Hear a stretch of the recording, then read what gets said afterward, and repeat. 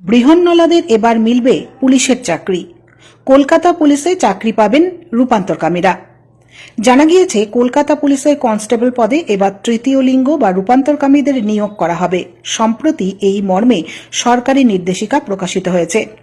বলা হয়েছে, তৃতীয় লিঙ্গ রূপান্তরকামীদের মধ্যে যারা ওবিসি এ এবং ওবিসি বি অথবা অসংরক্ষিত শ্রেণীভুক্ত তাদের ক্ষেত্রে কমপক্ষে 3 বছর এবং যারা তপশিলি জাতি ও উপজাতিভুক্ত তাদের ক্ষেত্রে সর্বোচ্চ বয়সসীমা 5 বছর ছাড় দেওয়া হবে।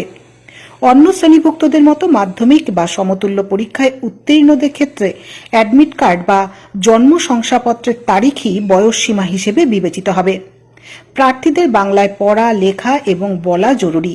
তবে যে সমস্ত প্রার্থী দার্জিলিং এবং কালিম্পং জেলার স্থায়ী বাসিন্দা তাদের ক্ষেত্রে অবশ্য এই নিয়ম শিথিল করা হবে।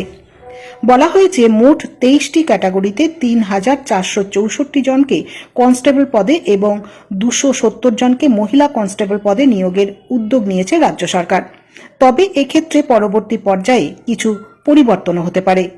মোট 3,724 জনকে কনস্টেবল পদে নিয়োগের সিদ্ধান্ত নেওয়া হয়েছে। এর পাশাপাশি যে সমস্ত প্রার্থী 3 বছর টানা কলকাতা পুলিশে হোমগার্ড কিংবা সিভিক ভলেন্টিয়ার হিসেবে কাজ করেছেন তারাও আবেদন করতে পারবেন। এছাড়াও যারা বিভিন্ন খেলায় উৎকর্ষতা দেখিয়েছেন তারাও আবেদন করতে পারবেন।